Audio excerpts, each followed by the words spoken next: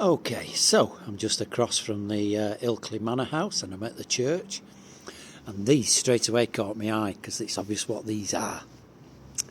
These are the top stones off the church steeple, which I'm right underneath at the moment. You can see they've just worn away to nothing. Been up there so long. So if we climb up, and we should be able to see the new ones right on top there. Right up there. Well, not so new, but newer than the ones that are on here. Fantastic building, this. I always think about the size of the stones, how they did it. They just did it, didn't they? And nothing's ever moved. Everything stayed level and just perfect. And the only thing that's happening is it's just wearing away with time, isn't it? See how that's just gone smooth down. Fantastic, isn't it? How the weather can wear it away. Black. Wow. So they're just amazing, aren't they?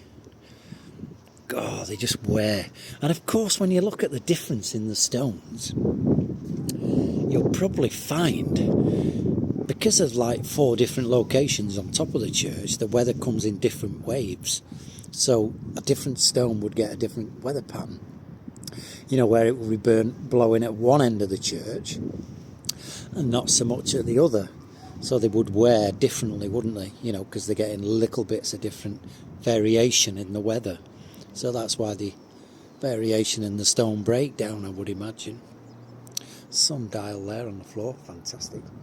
So that's the manor house back there, and I'm off down the river now. So as you can see in the distance, it's gone really dark and it's just so cold, to be honest. I can't believe it. Caught my nose running, it's got my eyes watering. I'm just distracted on this left side by some almost finished snowdrops there, as they've just finished. Plus, if you look round, all this debris, all the twigs and branches and stuff, is winter. And winter does its own pruning of trees, always has done. And anything that's not performing comes down to the ground and it's finished. And that's how winter prunes trees for you. Wow, nice bit of colour there, look at that. Fantastic, some daffs as well there. Brilliant, isn't it? So, panning back to the church, and the stonework that I've just shown you on early on in this video. So if you look at that now, and you can see a clear view of 3 of the stones at least, and they're the ones that have been replaced. You can imagine the weight of them, can't you? And that's where I was saying, like, because they're set differently, you know, it's possible you get a little bit of variation in the weather. Possible, not impossible, but possible. And that's why one stone would wear different to the other. So it's beautiful, isn't it? Some really old gravestones stood up there by the wall. It's nice that they've kept them. These days they tend to just get discarded and broken up for paths. So that is nice. And I'm not sure what I'm looking at here in front of me. As I walk across, I'm freezing, to be honest. Wow, look at them. If I'm honest, I'm not too sure what they are, whether they're just gravestones, they've got writing on them, or whether this is a whole grave that I'm looking at, or 2, because there's 2 slabs, and there's 2 pieces there, and I think, looking at the writing, it could be 2 separate gravestones that have been moved to here for safety. You know, crypt or something like that. May well be its original site. But there's another big stone under there. Look at that, beautiful. Ah, yes, because that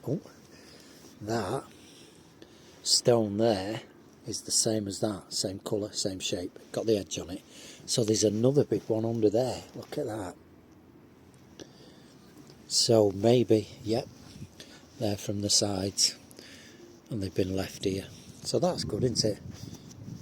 Not forgetting they would have had metal fencing round them. On the sides, as you see, where it's been cut off, which would have been for the war effort, First and Second World War.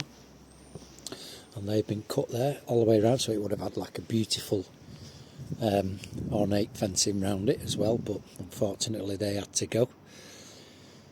So there you have it. On that note, 3 beautiful trees right in front of me. In fact, there's loads of trees in front of me. Well, these are just massive in front of me.